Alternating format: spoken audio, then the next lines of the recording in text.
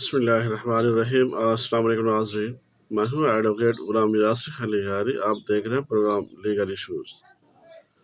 آج ہمارا topic search warrant جاری کرنے کے اختیارات کس کے پاس ہیں کے متعلق ہے۔ سرچ وارنٹ جاری کرنے کا اختیار مجسٹریٹ صاحب کے پاس ہے،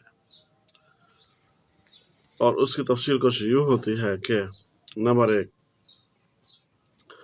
وارنٹ تلاشی جاری کرنے سے قبل مجسٹریٹ مستغیث کی پوری طرح جانچ پڑتال کرے گا۔ نمبر 2، تلاشی وارنٹ جاری کرنے والا مجسٹریٹ درجہ اول کا مجسٹریٹ ہوگا۔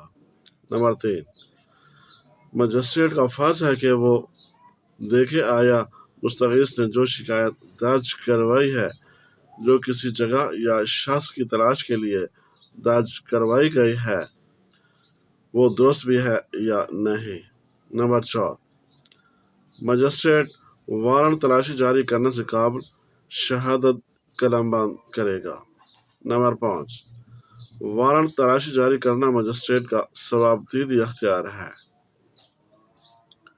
نمبر 6، مجسٹریٹ کا فرض ہے کہ وہ دیکھے کہ وارنٹ کی تعمیل صحیح کی گئی ہے یا نہیں۔ نمبر 7، اگر وارنٹ کی تعمیل غلط طور پر کی گئی ہو تو ایسی صورت میں وہ اس کی پڑتال کرے۔ نمبر 8، وارنٹ تلاشی کا حکم حاکم مجاز ہی صادر کر سکتا ہے۔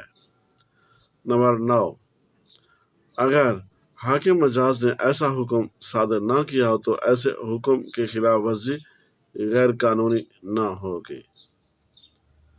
نمبر 10، مجسٹریٹ خود بھی تلاشی لے سکتا ہے۔ نمبر 11، وارنٹ میں مزاحمت کرنا غیر قانونی ہوگا۔ نمبر 12، وارنٹ کے خلاف نگرانی نہیں ہو سکتی ماسوائے جب وارنٹ غیر قانونی ہو۔ تب تک کے لیے اتنا ہی کافی، ملتے ہیں اگلی ویڈیو میں۔ اللہ حافظ۔ پاکستان زندہ باد۔